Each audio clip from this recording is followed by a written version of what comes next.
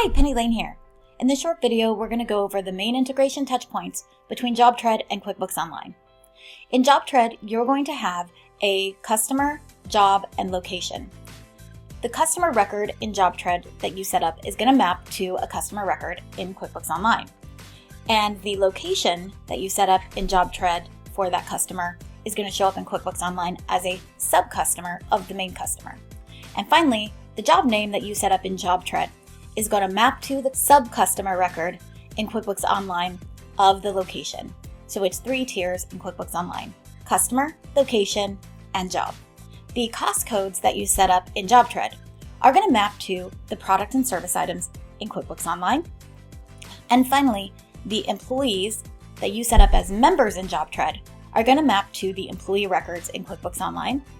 And the time entries that are entered into JobTread for those employees are going to map to the weekly timesheet in QBO.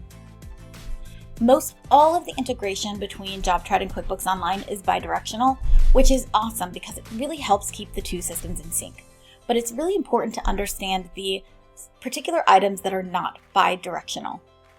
Customers, jobs, and locations are one of those. So the customer, if you set it up in QuickBooks Online, it's not going to show up in JobTread. So best practice is to set up your customers and jobs in JobTread and let those flow into QuickBooks Online. Invoices are another thing. Invoices that you create in QuickBooks Online will not show up in JobTread. You're going to want to create your invoices in JobTread and let those flow into QuickBooks Online. Note, though, that invoice payment status is bidirectional. So if I record a payment in QuickBooks Online, it's going to show up as paid in JobTread. And if I record it as paid in JobTread, it'll show up as paid in QuickBooks Online.